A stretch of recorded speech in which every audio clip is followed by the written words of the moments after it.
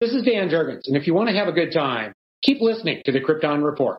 Jason J. Lewis, the voice of Superman on Justice League Action. And you're listening to the Krypton Report. Look up in the sky at the birds, the planes.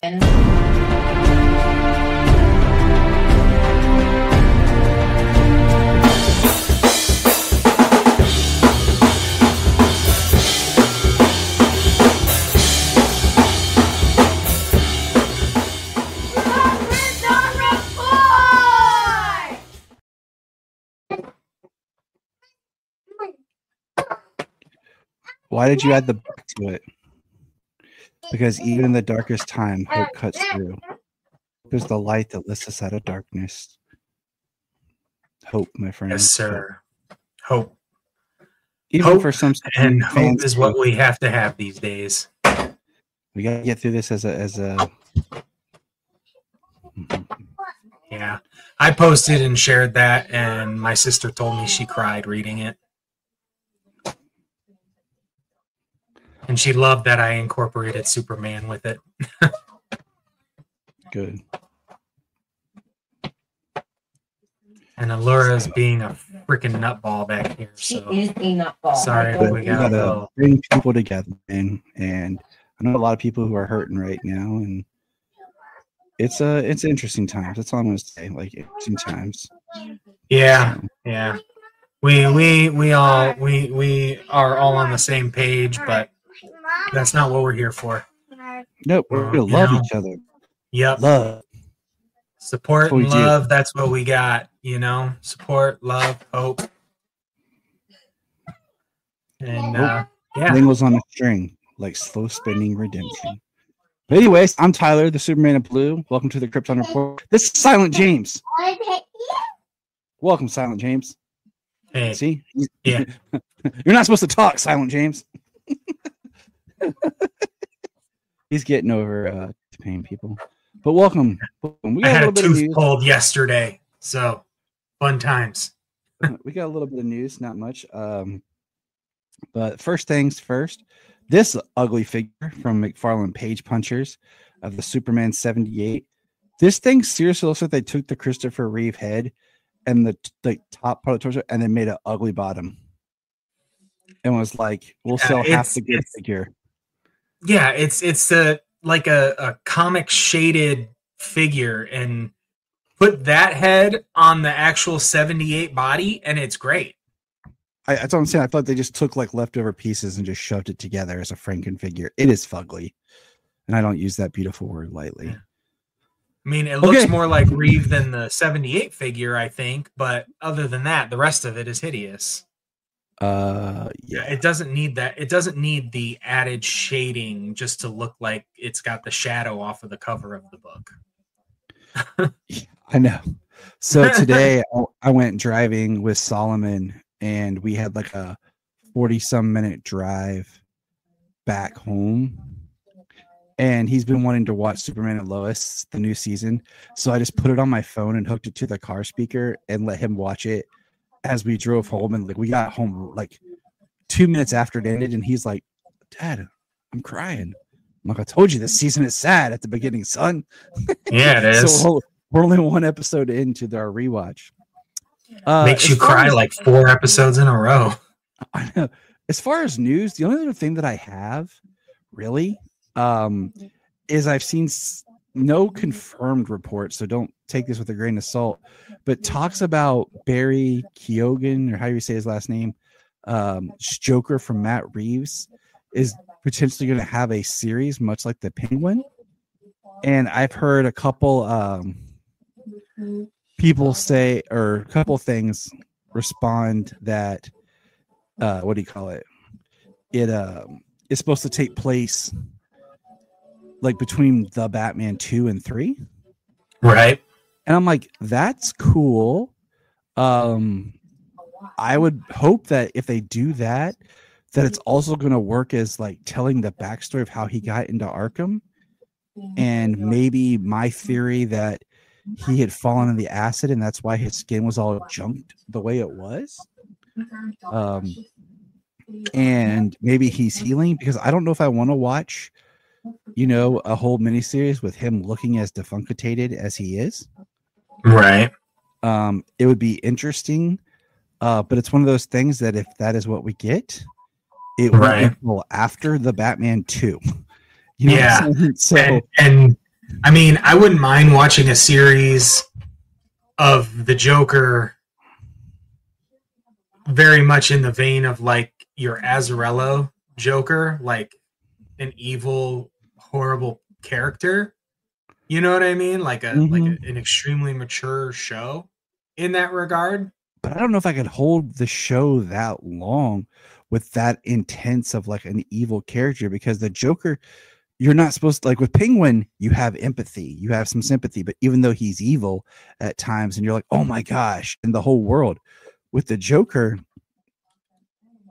you're never really supposed to have those type of Yeah. feelings. I mean, the Penguin in the Penguin in the show, I mean, he's awful. He's a terrible person. He just has some sympathetic things like that surround him, but he is still an evil person. Right. You I know? mean, but I don't know if you could do that with a whole Joker series now. Oh So yeah, I it'd don't be know. total chaos. But like I said, I don't want to see a whole like series with defunctated Joker. You'd have to like give me maybe an episode with him all messed up, and then kind of you got to bounce around in time. You know, show before, and then whatever's going on now, make him a little bit more easy to look at. Right? I mean, it's got to be a better Joker show than the last movie we got, right? Bro, dude, that freaking how it should have ended was way better than that movie.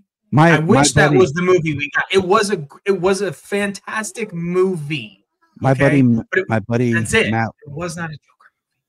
My buddy Matt Wood, who played the Joker for like 30 seconds in my really, fan film I made 12 years ago, that's on my YouTube, is more enjoyable to watch as the Joker and that little bit that he's in it than fully ado. Yeah.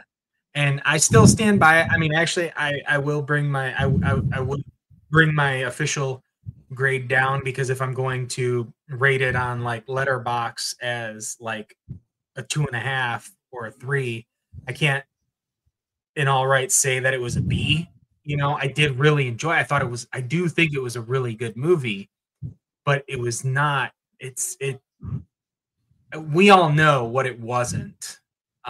So I graded it on what it was, but I still think because I hadn't put it on my Letterbox then at that time, but then I put it on the Letterbox and I was like, well, if I'm only going to give it this, I forget what I gave it, 2.5 or a 3. I said, if I'm only going to give it this, the best I can give it is a C. Well, all I'm saying is I didn't have expectations, and it still let me down. But hey, we're past that.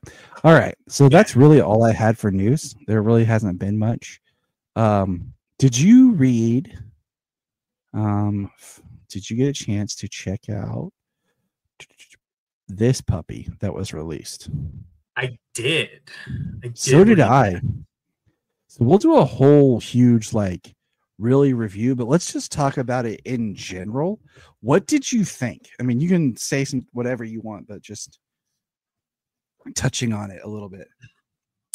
And for those who aren't watching, that's Absolute Superman #1.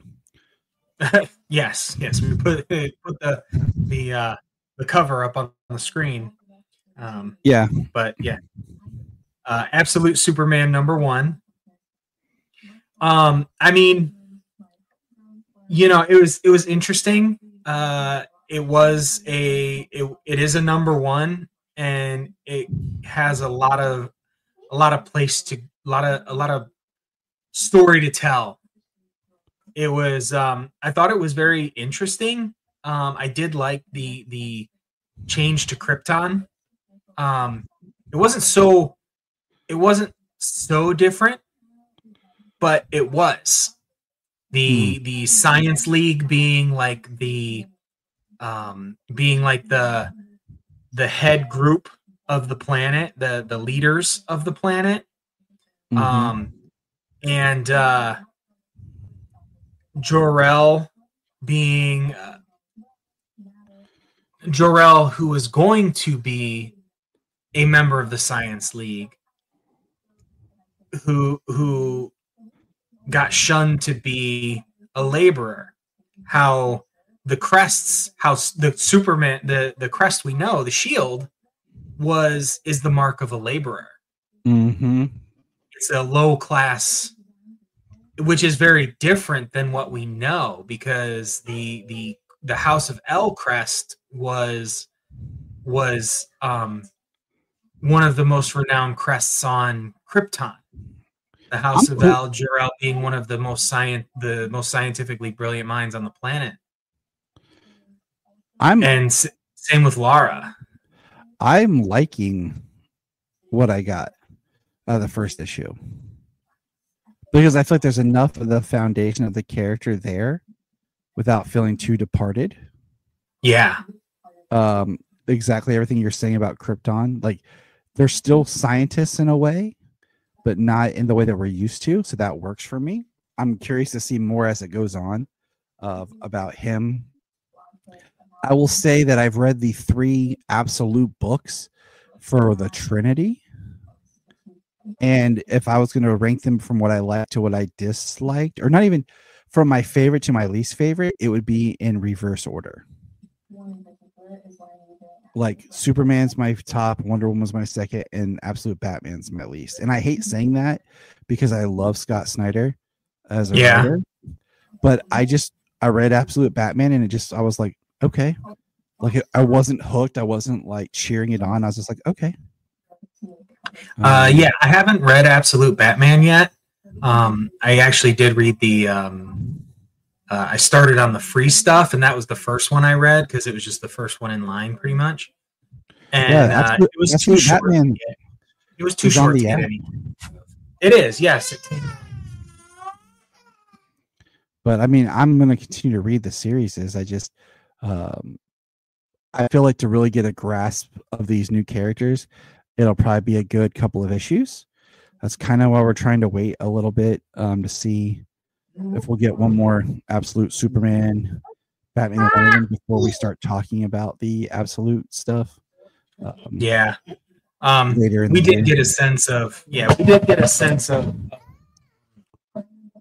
Superman being Superman in this world, because the first half of the issue takes place all on Krypton, and then the second half of the issue takes place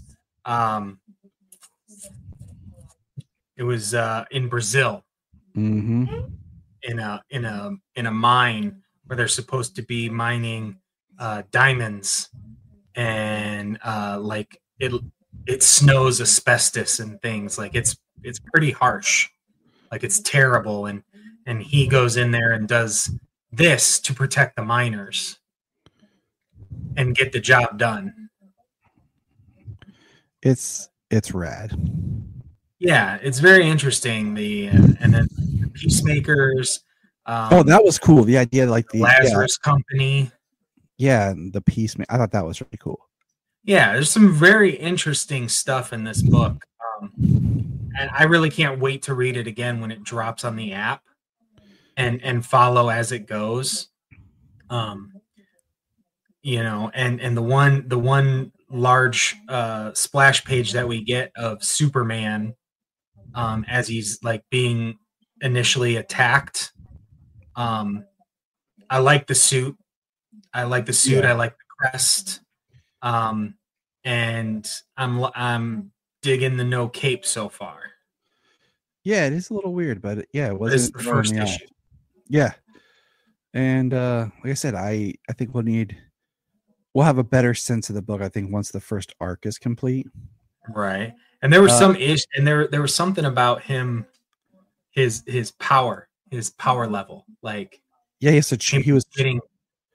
was charging solar radiation because he was down in that mine and everything for a while. So like he was low on his solar energy. Yeah. So his body, like, I don't know how long he's been here or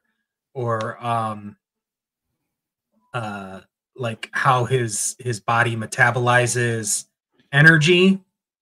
But yeah, he doesn't seem to store as much energy or be as strong as we know him. to be. But we get a Agent Lois and Central Kansas being like a desert land, and then like a Brainiac tease in this issue. The Brainiac tease was interesting. Okay, so that's Absolute Superman #1. Highly recommend everyone go out and buy it. Let's get a Superman book that sells, and it's a great jumping on point for the character. It feels like the character. Well, where we kind of end it in this issue is Cal is much older on Krypton. Yes, he wasn't sent to Earth as a baby. He's, in this image, like maybe 10 years old, give or take John's age when we kind of met him. Yeah, I would say he's a few years old. Yeah. So yeah, really interesting. Can't wait to see where this new Superman book goes. And I want to give a shout out to our friend Levi, who found one of the Superman Walmart exclusives, McFarlane figures, for me, and was able to ship it to me because I haven't been able to find it anywhere. So which one's that? Levi. Hold on. This one.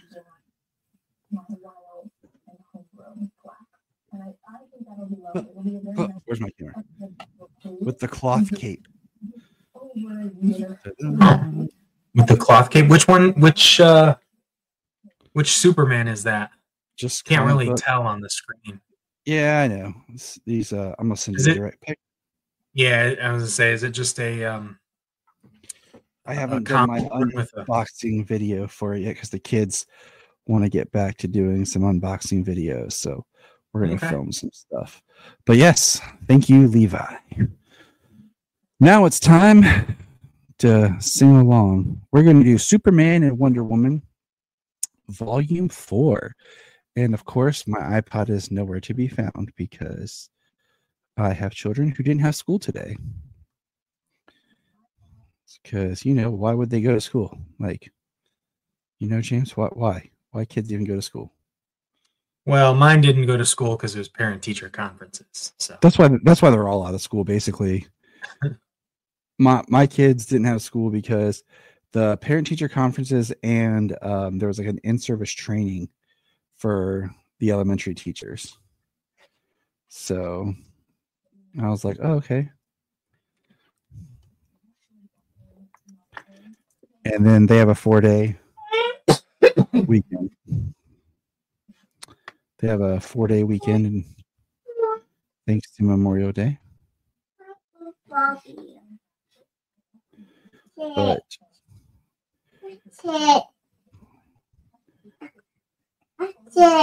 crazy is there's only 5 volumes of this. So, but the synopsis is the all-star creative team of Peter J. Tomasi and Doug Mahnke continue the chronicle of the world's most powerful couple. Superman, deprived of most of his power and outed to the world as mild-mannered reporter Clark Kent, is in trouble. Someone is targeting his human friends and hometown. Lana Lang has disappeared. The Kent family home has vanished, and graves have been desecrated within Smallville. With Wonder Woman at his side, Superman flies home to investigate. Frustrated with Wonder Woman's growing vigilance over his weakened state, Superman leaves her behind in an effort to protect her when he realizes that whoever is targeting his friends and family might soon move on her. But it is Wonder Woman who discovers the key to unlocking the mysteries plaguing Smallville as an imprisoned Lois Lane. Collect Superman Wonder Woman 18 through 24. All right, James, what did you think of this? So for the most part, I enjoyed the trade. For the most of the trade, it was a self-contained story. Mm-hmm. It was all chapters of a story. Until the last, 2 issues,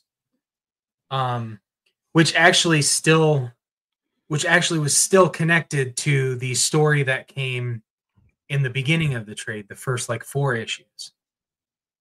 but Yeah. we do know that those other issues tie into the Vandal Savage storyline that we read in Superman and Action in those final issues there, in those final trades there. But I thought it was really good. The introduction of the Suicide Squad in here. When they first show up, I remember that look, this screen grab of them in the cemetery. Mm-hmm. The Deadshot shooting Superman with his custom-made high-velocity rounds and things, which actually penetrated Superman's skin. Superman in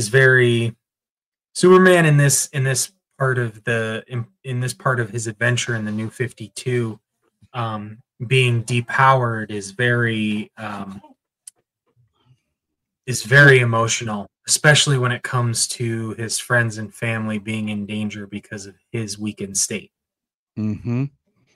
The book opens with like Wonder Woman basically saying, no harm will come to you as my love while I draw breath. It's them laying in bed and she's like holding him, and it's his weakened state. And he gets a call from Lana Big Red that she has in her phone. And Wonder Woman, this is when she has her new suit, like she's the god of war, and she flies him, to Smallville. And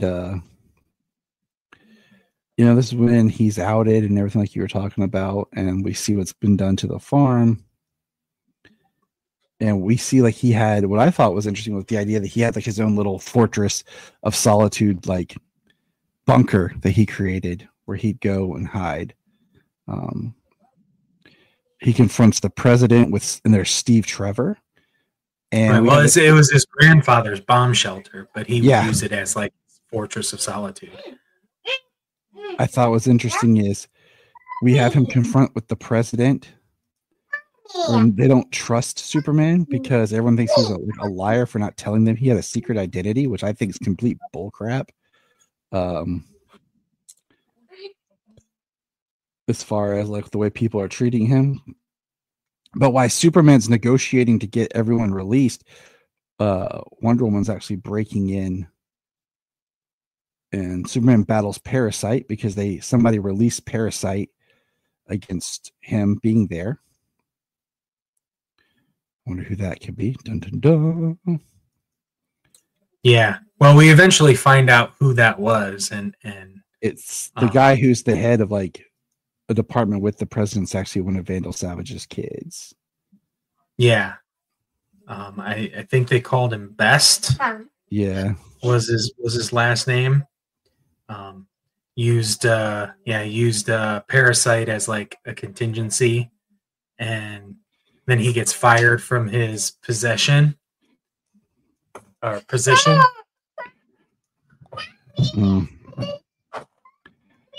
And then they use Parasite as a way of tracking Firestorm, which I think is pretty cool. And they team up. But then one of the biggest things that gets revealed after Superman frees him, like the way Perry White treats Clark is really, really mean. Yeah. And demeaning to him. And they're fighting like servants of Black Hole. Like they just open their mouths and like. Yeah, they absorb a lot of energy. So it's like Superman's energy is being absorbed by lots of different people, lots of different conspiracies, things like that. It's interesting though, because like he goes to meet the president, and Steve Trevor tells Wonder Woman where she can find his friends and how to get them out. So she goes to do that. They voluntarily according to Superman, but under duress, use the lasso of truth to speak to the government, speak to the CCTVs. They took a lot of people. Like they took Jimmy, they took Pete Perry, they took people from Smallville, Steel, Lana. They took his elementary school teacher or his high school teacher, Cat Grant. Nobody's happy with it. I do like when Lois is under her wrapped up. She keeps calling him a moron. She's like, I report the news, idiot. Again, see definition of reporter, moron. He's asking stupid questions. He really is. I like when Lana punches Lois in the face. We get Clark goes to the watchtower and basically takes out the Flash to get a ship to try to fly into the sun, trying to power himself up. But then Clark says these immortal worlds as Wonder Woman shows up to save him. I don't know if I love you anymore. And then they have this like weird reconciliation where they're at the moment putting aside their relationship to be a team because they're teammates first. And just the whole, like, I really was digging them as a couple. And then this whole, like, I don't know if I love you anymore thing is interesting. Yeah. We did have some, I mean, throughout the series, they've had some butting heads, but it's ups and downs, but it's been like strife causing tension between them. You know, they were together when he was changed into Super Doomed and he was leaving the planet. But what I do like here in this whole thing is they're having their discussion. You know, they're trying to find the black hole people, and she says, "You do know I'm coming with you." And he said, "We just went through this," and she butts in and says, "No matter what's going on between us at the moment, we are League teammates first and foremost, and always will be. Understood?" Like, yes, she knows her job, she knows her role, and you know, whether she's with him or not, she's going to do that. And that's what I find interesting. And I find their dynamic interesting because of everything you just said about like with strife and them overcoming things. Then of course we know what's going to happen soon. And I feel like in a lot of ways it's because he's very inadequate in himself right now, not being able to be as strong and powerful, and he feels weak and unable to protect the people he loves, even though Wonder Woman is highly capable of protecting herself. Yeah. And that is something that he does say is the only way we can do this. The only way we can do this is if you are not worried about me. You have to trust me to still be Superman. And you can't do what you need to do if you are always got one eye over your shoulder trying to protect me.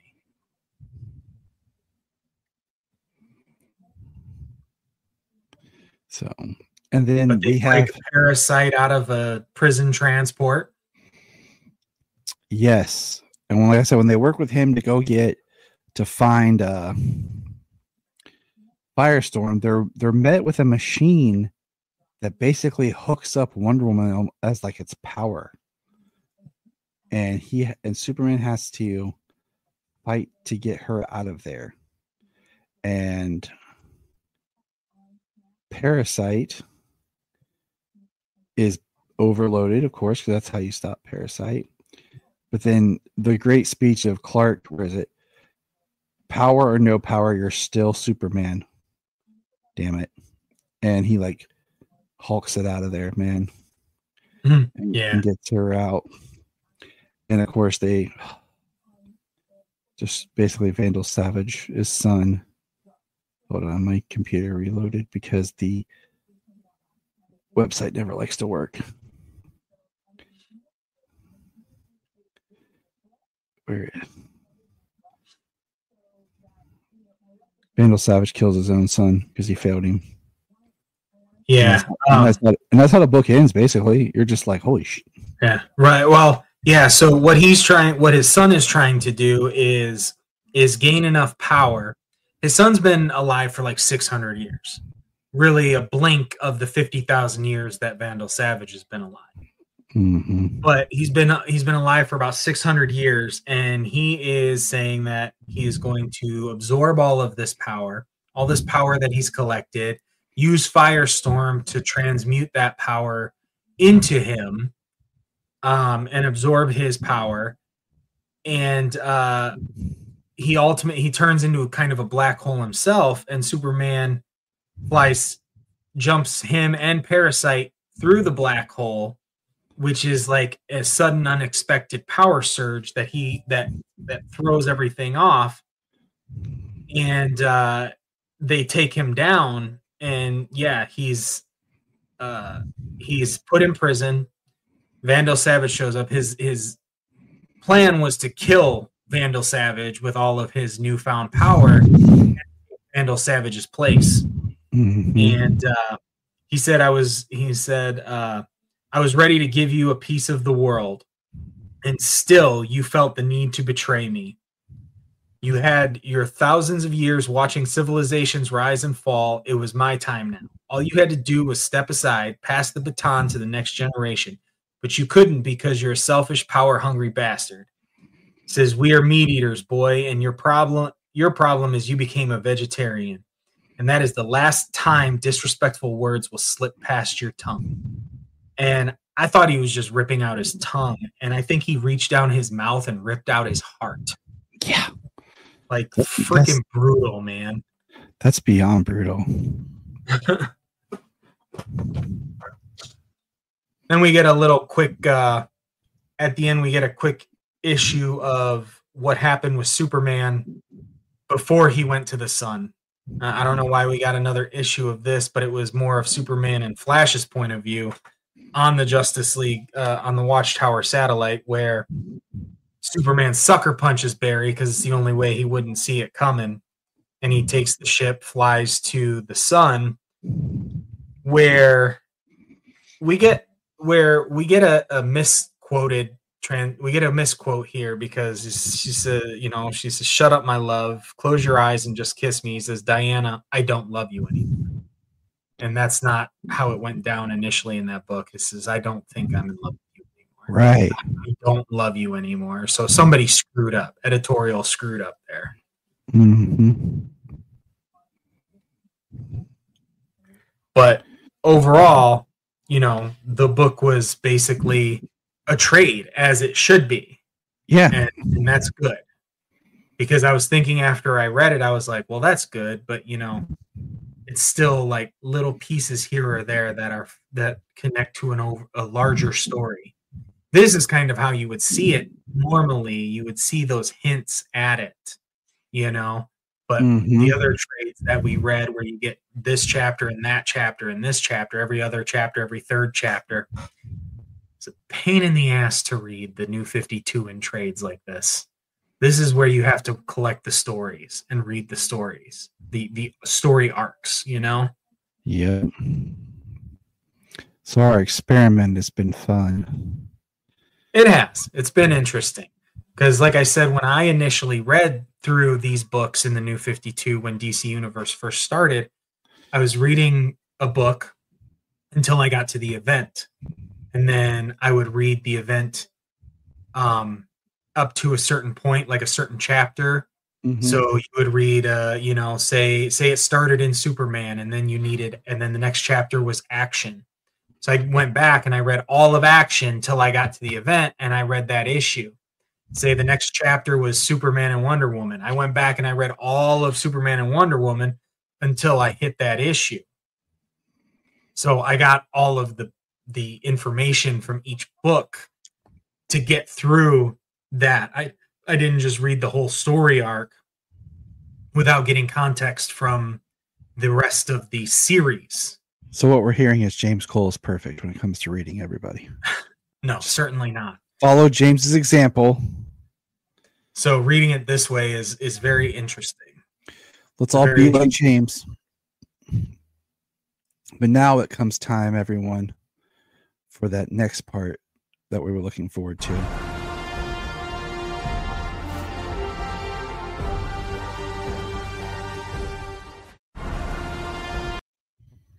Yeah. Superman and Lois. SNL, y'all. So it's like, I can't believe we're on the back half, man. Like, I know, episode 6, right? 4 more episodes. That's all we got. I know. I mean, we still got 4 more episodes. It's just like, that's it. You know, it's like, it's been so good. And this show has been a very interesting way of presenting material.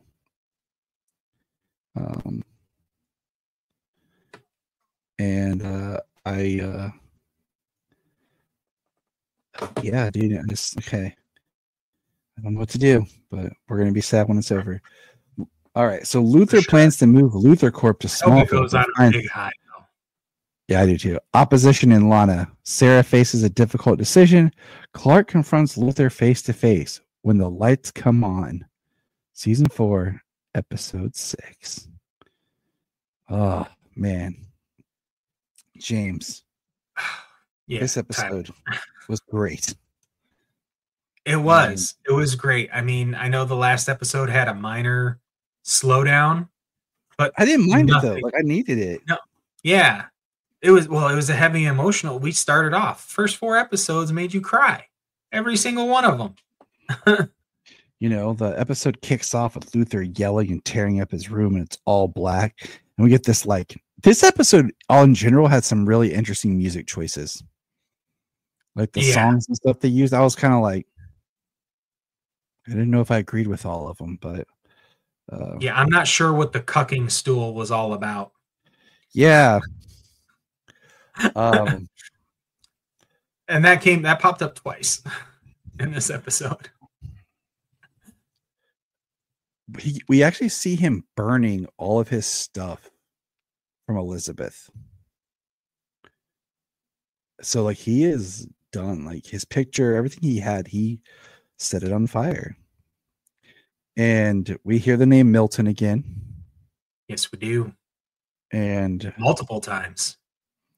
He's moving his HQ to Smallville. So new Luthor Corp headquarters in Smallville. Yes. Which is a nice way of mirroring a lot of the stuff that we had in season 1 with Morgan Edge coming to the town and what the town needed and everything. So just kind of throwing that out there. Right.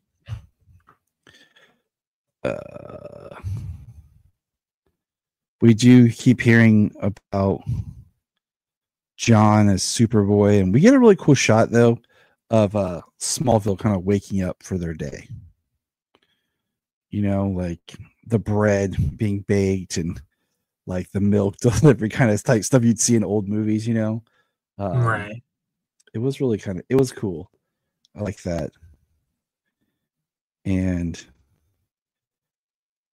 what I like is we have this, one of my favorite scenes in this episode is we have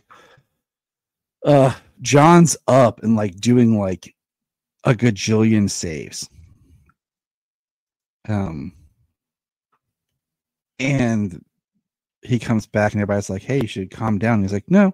And he like darts out like, pff. And then they go to say something to Jordan. He's like, what? Pff. And he takes off. And Clark's like, yep, that is getting old. Yeah. So John says, let's go eat at Vicky Mae's. And he says, I'll race you. And he just takes off.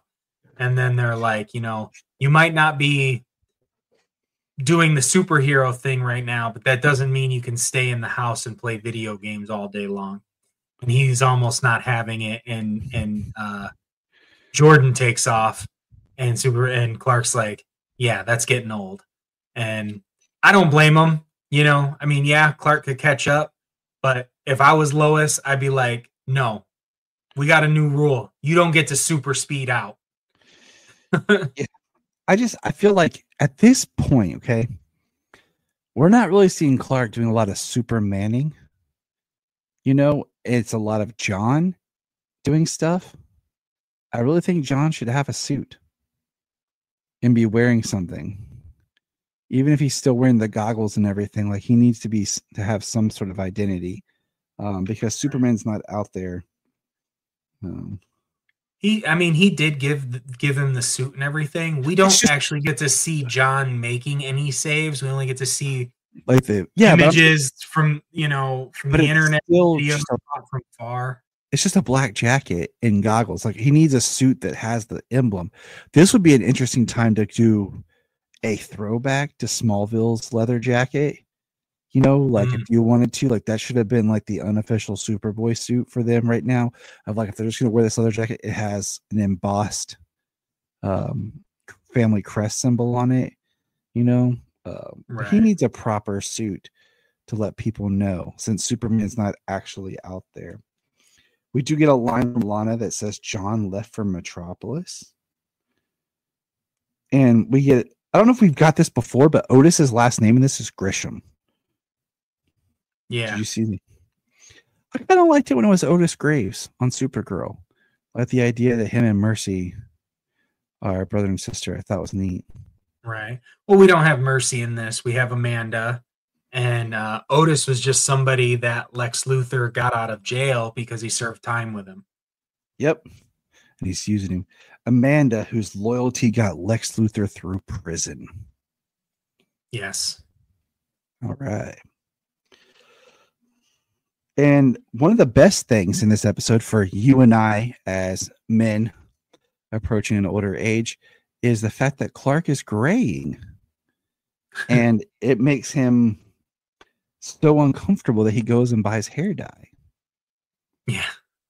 And I don't know if it was just self-consciousness on his part, but he did say that he doesn't think it's, that Superman should be showing up gray either.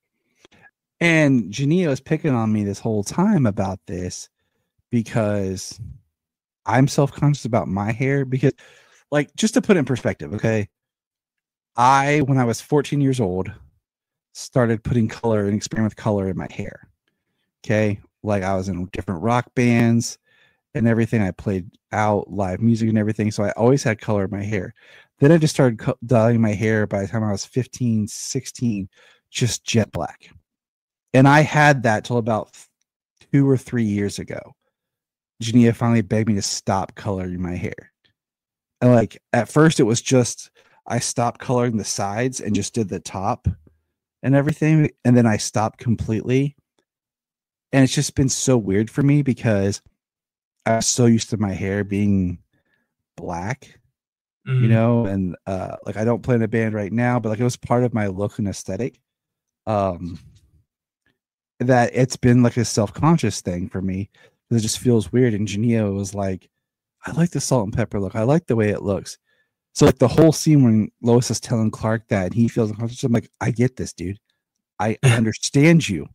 Because the thing is, like, I had colored my hair for so long that when I stopped, my hair had more gray in it than I realized it was mixed with my natural hair. So it was like, that's what I look like now. Right. So so gray appears early in my dad's side of the family. So I started graying in my 20s.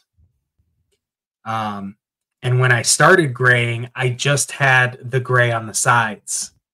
I had the Kingdom Come look, the Doctor Strange look, just that's what I had. And it was dark hair. I've always been dark hair, but I started getting the gray on the sides, Mm-hmm. And I was never too concerned with my hair graying. I said, whatever, I'll go gray as long as I don't go bald. Yeah, I was there too. I was that. Which, my maternal grandfather had hair.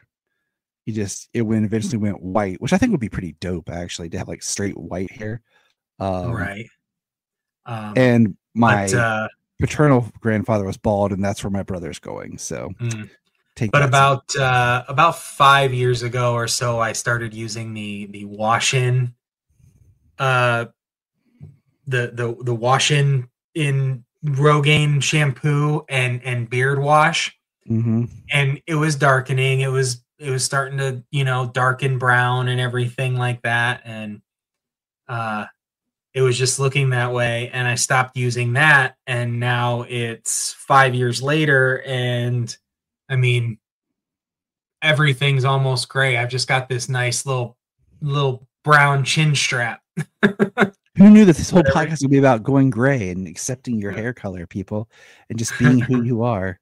And I did love when she was walking away, though, and she's like, "Don't worry about your hair," and he was looking in the mirror, and then he's just like, "I'm not."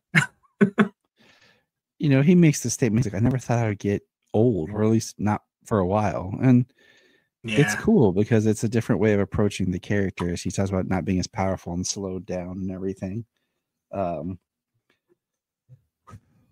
We get a scene of Lana basically throwing Lex out of her office because Lex just showed up and wouldn't leave even though Lana wasn't in her office.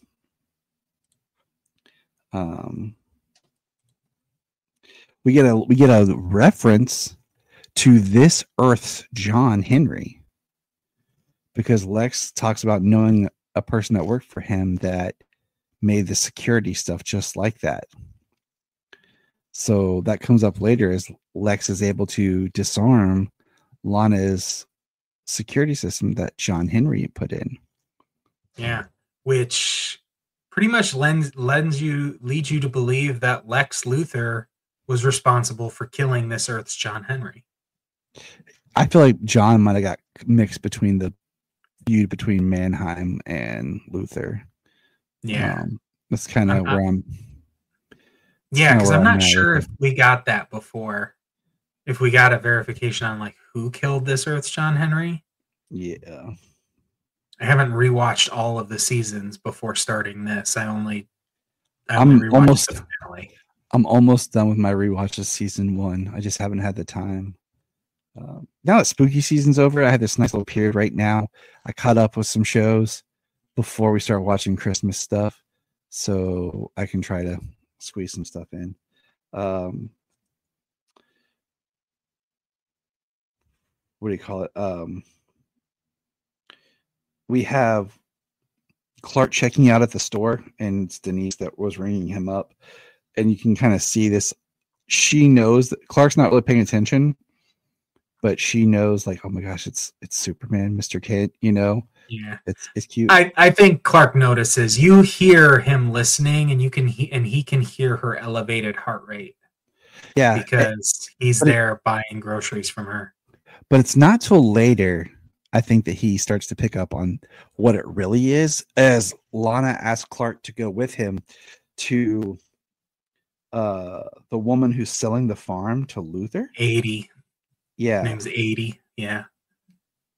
And she's talking to him, and then he goes, Clark to Lana's like, do you get the feeling she knows who I really am? Yeah. And then I love the scene where they're in the bar, and she's turning down Luthor's offer, and he offers her 5 times more money for the property. Yeah. Well, he offered her 5 times more the value of the property, which is why she was selling. Yeah. And then when Lana comes to convince her not to, and she asks Clark, is he real? Because she says that Lois even said he didn't kill those people. Mm-hmm. And she said he'd maybe not have killed those people, but he's done other horrible things, and he's probably killed other people. And she asks Clark if he's really that bad. And she goes off of Clark's word to not sell the farm. And then he later offers her. Yeah. Yeah, he offers her $10 million and $10 million to everyone in the bar. Yeah, everyone in the bar. He's like, $10 million to everyone in the bar. And they still all stand up and say no. Yeah, I like it how, because the one friend of Chuck's, he's like, it doesn't seem right to me.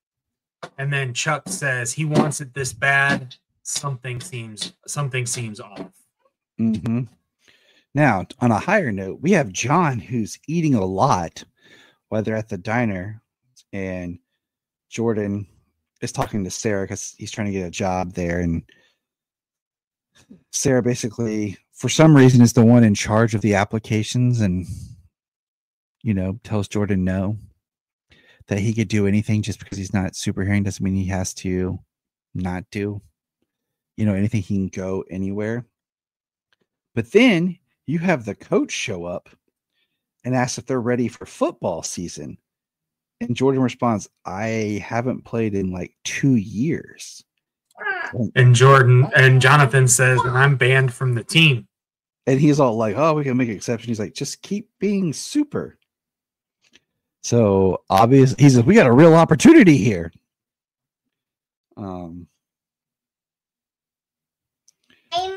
Yeah, that was very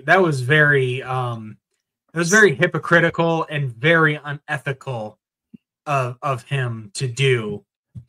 I think it's going to be like the whole town of Smallville is going to know the truth by the end of this season. Yeah, I feel like it's pretty much making the rounds that everybody in Smallville kind of knows that Clark is Superman and that the boys are his super sons. Yeah.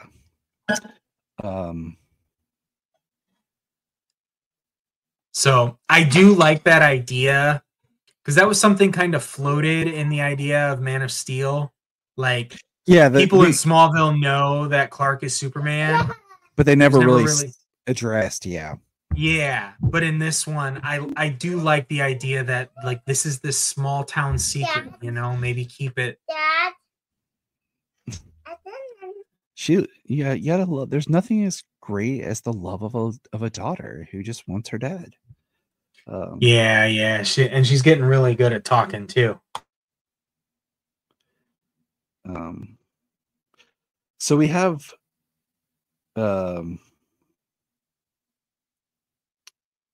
we learn. So skipping around a little bit, we learned that the coach has requested that Jordan watch Varsity Blues. Jordan dug it though. He's like, he liked it. You like that James Vanderbeek movie? Right? Oh. Jonathan's like, that James Vanderbeek movie? He said it was really good, but still. Sarah wants to study abroad next year, and they talk about how expensive it's going to be and all this.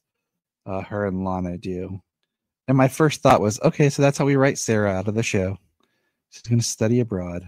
Because this is the summer, by the way, and they're all wearing jackets. And it's, this is right after July. So, Mom. But we get Lana wakes up and we see that the gas is on and the stove is on and everything. She wakes up and there's Otis beating the crap out of Lana. And then it's Sarah who comes to the rescue with a baseball bat and beats Otis. And then, of course, he gets arrested, but Lana is scared. And the Kents show up, and we see that Jonathan was passed out from exhaustion, and Jordan was playing video games. And this is where Jordan kind of realizes that he blames himself a little bit because he could have been listening. He should have known. And this is what kind of helps wake Jordan up to, like, just because I need to be doing something, and it looks like, we're going to have Jordan and Jonathan working together here soon in the future. He told Jonathan said, I wouldn't have to do so much if you were helping me out. And he says, I can't, because when I do stuff, it makes things worse. Then Lana almost dies. Sarah cracks Otis with a bat, which was like, go Sarah.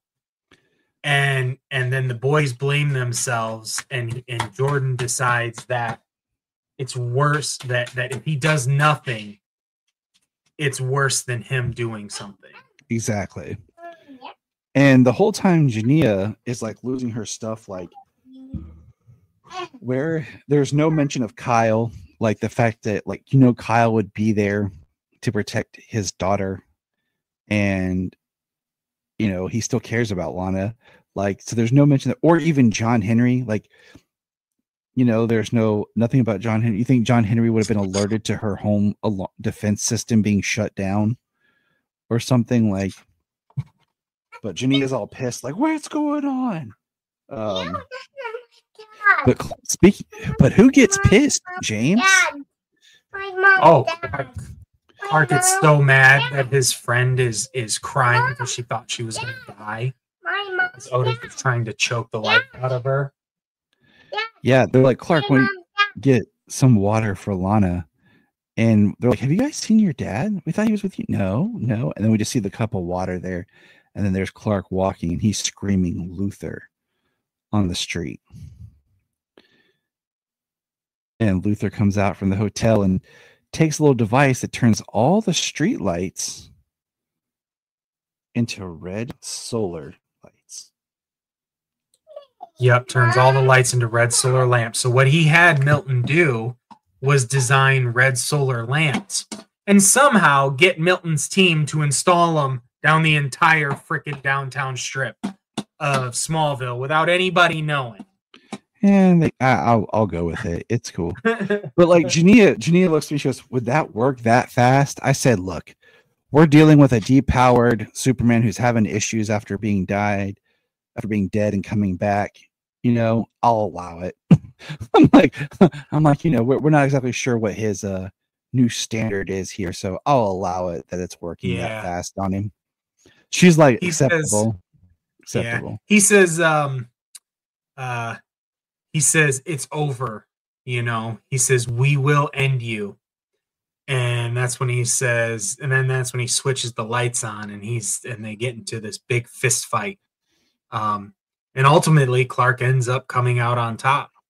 He tells him to leave and never come back, and he acts like he put blood in the water, like oh, I made you stoop to my level, and they see you who you are, and I was like, that's weak sauce for you, Luther. I know. I looked at Jania, that doesn't. I don't think the kids or Lois are really hurting for the fact that Clark just beat your ass in the middle of the street. He didn't kill him. He didn't almost kill him. Like, if anyone sees that, they're thinking, okay, Clark is defending his friends and family.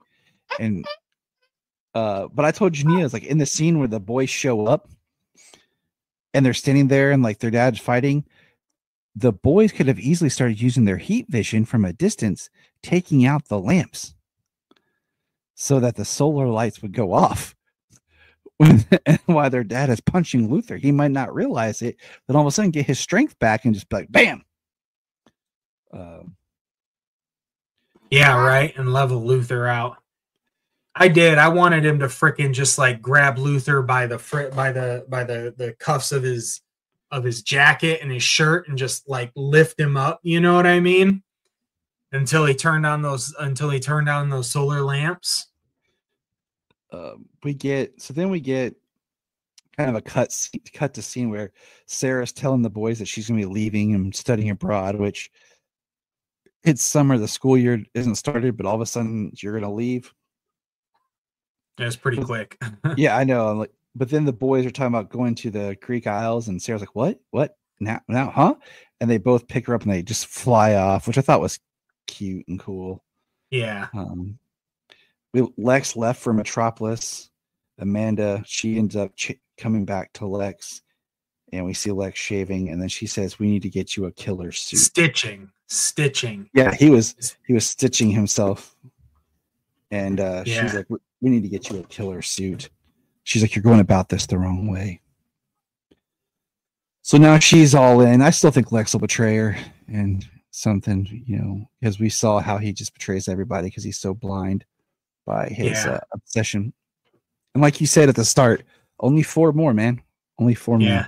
Well, so I think we passed over it a little bit. They're talking about Otis Grisham, and then they're trying to find out who Miss Suit is. That she doesn't have a job title. So Lois goes to question her and ask her what she's doing because she's showing Bash where the new headquarters are supposed to be. She's like, "What exactly do you do?" Yeah, what do you do? What's your, you know what I mean? What's your job and everything? And she's the one who lets it loose, like, Elizabeth wanted Lex to be in her life, but he couldn't get over his revenge and his obsession with me and let Elizabeth walk out on him. And that's when Amanda says, she gets mad and says, I've been running this company for 10 years.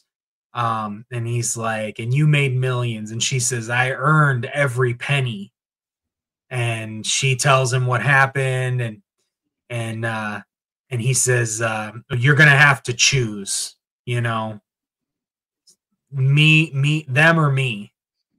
And she walks away. And then this is where she returns to him, says she chooses Lex, and she always will. That's when she says, you're going about this all wrong, and that you need a killer suit. And that's what we end on as the camera pans away from Luthor Corp, where you get the big L on the top of the building shaped like a giant L at the top. And we cut to our Superman logo before the credits. And this is there's not been one episode that I have complained about. I have enjoyed every one that I think. I just feel like this season has been really good and focused. Absolutely. I think they knew what they had to do going in, being the final season. And I think they're staying really focused on it. I do appreciate how much I think they've done a good job, and I think they turned it around at the right moment for Jordan. You know, Jordan not wanting to do the super stuff, things like that. You know, him talking to John, the things happening, stuff he should be able to be, and then him deciding, like, I do need to start using my powers. I have the ability to save people's lives, and I have to use my powers. I have to help John. I have to help my friends. I have to help my family. Because other shows, they would have drugged that out for 13 episodes. We got like 3 or 4. That is one thing that they've done with him is that they bring just enough of that teen angst drama, like the stuff between him and Lois.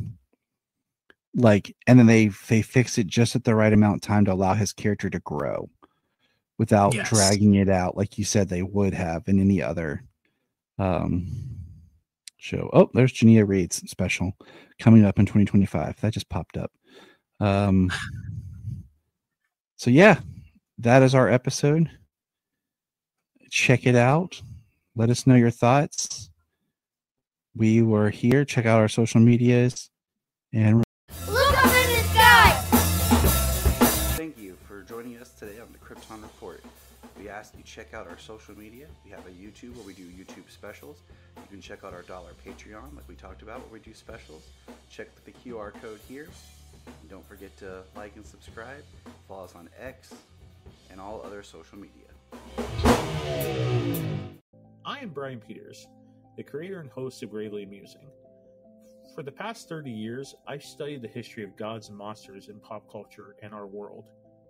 As a student of theology and history, I've tried to understand evil and its impact on us. As a writer, I've tried to share this knowledge. As a comedian, I've tried to make people laugh as I do it. But as a man-child, I'm still that scared 7-year-old boy. Join me as I share the history of horror and sci-fi, discuss classic and modern pop culture, and share a creepy story or two. This podcast may scare you, it may horrify you, or it may leave you gravely amused. Listen to Gravely Amusing on Apple Podcasts, Spotify, iHeartRadio, and wherever podcasts are found. Follow us on Twitter at gravely_amusing or on TikTok at Gravely Amusing. We have a $1 Patreon. Yes, I know everyone asks for money, but our $1 Patreon each month gets you commentary tracks for releasing movies, DC movies. It gets you my Requel series where I pitch ideas about movie sequels, prequels, or whatever. It also gets special bonus episodes. So check that out for $1 a month. That's all we ask. Keep it cheap, keep it simple, and help us keep going. Check out the link in the show notes or Patreon Krypton Report. Report. This is Dan Jurgens, and if you want to have a good time, keep listening to the Krypton Report. Look up in the sky. We want to thank you for checking out the Krypton Report podcast, and we ask you to check us out on all of our social media, on Twitter X, Facebook, Instagram, Blue Sky, Hive, Threads, YouTube. We're everywhere. And if you want to be a guest on the podcast, just send us a message and let us know. If you are like Tyler and James and can't get enough super talk, check out these other podcasts.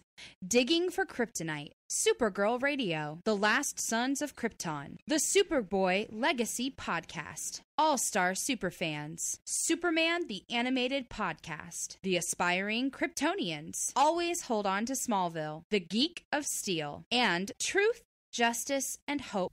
Tyler here. Hope you're enjoying the podcast today. I just want to talk about another project I've really been working on. It's the Requel. It used to be just part of our Patreon, and we still do Patreon exclusives, but I've really pumped it up, and I've started inviting friends to join me as we pitch movie ideas. I ask everyone if they can go and check it out. It's under Jonathan Tyler Patrick on my YouTube, and go like it, subscribe, and if you want to come on and pitch an idea, come on. Just check it out. It's a fun time.